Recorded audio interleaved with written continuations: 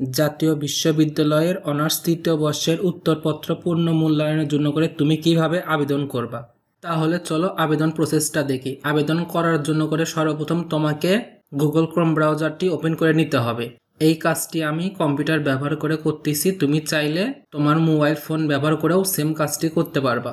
এখানে দেখো আমি সার্চ করতেছি অনার্স বোর্ড চ্যালেঞ্জ। সর্বপ্রথম যে ওয়েবসাইটটা আসবে এনইউ ই পেমেন্ট, এটার ভিতর প্রবেশ করবা। যদি কোনো কারণে প্রবেশ করার পর এরর আসে অথবা ওয়েবসাইটটা লোড না হয়, তাহলে তোমরা 2-3 বার রিলোড দেওয়ার চেষ্টা করবা অথবা ব্যাক আসে আবার নতুন করে সার্চ দিবা, তাহলে আশা করি প্রবেশ করতে দিবে।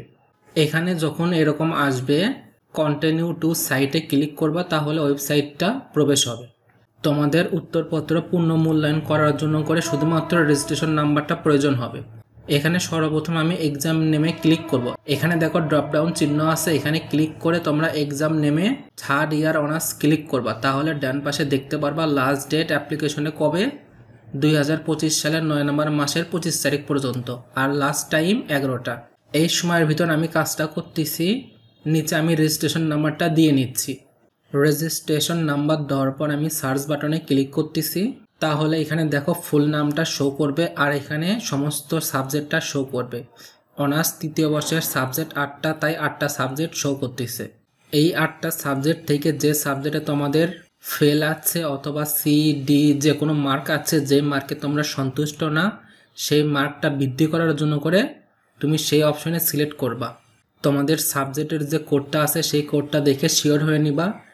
এটা শিওর হওয়ার জন্য করে তোমাদের রেজাল্টে দেখবা সাবজেক্ট কোড আছে, এই কোডটা দেখে সেখানে টিক চিহ্ন দিবা।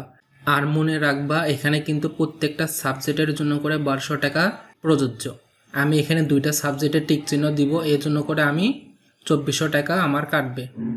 এখানে আমি একটা সাবজেক্টের বিষয় করে টিক চিহ্ন দিলাম, উপরে আমার সেই কোডটা শো করতেছে। আমি আরেকটা সাবজেক্টের কোডে টিক চিহ্ন দিলাম, কমা দিয়ে আরেকটা সাবজেক্ট শো করলো। আমার 2টা সাবজেক্ট টিক চিহ্ন দেওয়া কমপ্লিট হইলো। আর উপরে দেখো কন্ট্যাক্ট নাম্বার কিন্তু আমি এখনও দিইনি, আমি আমার কন্ট্যাক্ট নাম্বারটা দিয়ে নিব। দেওয়ার পর সাবমিট বাটনে ক্লিক করব। সাবমিট বাটনে ক্লিক করার পর তোমাদের ভেরিফাই হওয়ার জন্য করে 2টা সাবজেক্টের বিষয় কোডটা দেখাবে, তোমরা আরেকবার দেখে নিবা। এরপর ওকে চিহ্নতে প্রেস করবা।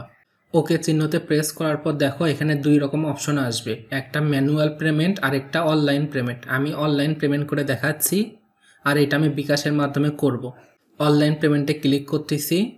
এখানে দেখো এরকম একটি অপশন চলে আসলো, যেখানে এরকম ইন্টারফেস আসার পর পেইড বাইয়ে তোমাদের নামটা থাকবে। আর নিচে দেখো টাইম থাকবে 9 মিনিট। এই 9 মিনিটের ভিতর তোমাকে পেমেন্টটা সম্পূর্ণ করতে হবে। এখান থেকে আমি মোবাইল ব্যাংকিংয়ের উপর যাচ্ছি। মোবাইল ব্যাংকিংয়ে ক্লিক করলে এখান থেকে আমি বিকাশ অপশনটা সিলেক্ট করে নিচ্ছি। বিকাশ অপশনে ক্লিক করলাম। এখানে দেখো 2টা সাবজেক্টে 2400 টাকা আর আমার চার্জ কাটবে 24 টাকা, তাই আমাকে টোটাল পেমেন্ট করতে হবে 2424 টাকা। তো আমি কনফার্ম করতেছি। এখানে সর্বপ্রথম তোমাকে বিকাশ পার্সোনাল নাম্বারটা দিয়ে নিতে হবে। আমি আমার বিকাশ পার্সোনাল নাম্বারটা দিয়ে নিচ্ছি। তোমরা যদি বিকাশ মার্চেন্ট নাম্বার দিতে চাও তাহলে কিন্তু এখানে কাজ করবে না, অবশ্যই বিকাশ পার্সোনাল নাম্বারটা দিয়ে নিবা। এরপর কনফার্ম। এরপর তোমাদের সিমে একটি অন টাইম কোড আসবে, এই কোডটা দিয়ে নিবা। এরপর বিকাশে তোমাদের পিন নাম্বারটা দিবা। এখানে দেখো লেখা আসলো ভেরিফিকেশন সাকসেসফুল, আর এখানে দেখো লেখাও আসলো পেমেন্ট সাকসেসফুল। আমাকে রিডাইরেক্ট করে এই ইন্টারফেসে নিয়ে আসলো, যেখানে লেখা আছে ন্যাশনাল ইউনিভার্সিটি ই পেমেন্ট, আর নিচে দেখো লেখা আছে your payment is successfully received. আমার কাজটা কিন্তু কমপ্লিট। তোমরা নোটিশে অবশ্যই দেখছো ফি জমা দেওয়া মাত্রই তোমাদের আবেদন প্রসেসটা কমপ্লিট হয়ে যাবে, আর কোনো কাজ করতে হবে না। তবুও তুমি যদি চাও তোমার পেমেন্টটা সাকসেস হয়েছে অথবা পেইড হয়েছে কিনা এটা চেক করতে, তাহলে তোমরা ব্যাকে আসবা। দেখো ব্যাকে আসার পর আমি যে ইন্টারফেস থেকে আমি সার্চ করছিলাম সেই ইন্টারফেসের ডান পাশে লেখা আছে চেক পেমেন্ট। এই চেক পেমেন্টে ক্লিক করবা। এখানে তোমাদের রেজিস্ট্রেশন নাম্বারটা দিয়ে ফাইন্ডে ক্লিক করবা। ফাইন্ডে ক্লিক করার পর নিচে দেখো লেখা আছে ট্রানজ্যাকশন আইডি, এখানে অ্যারো চিহ্ন থেকে সিলেক্ট করে ফাইন্ড দিবা আরেকবার, তাহলেই এখানে দেখতে পারবা পেইড।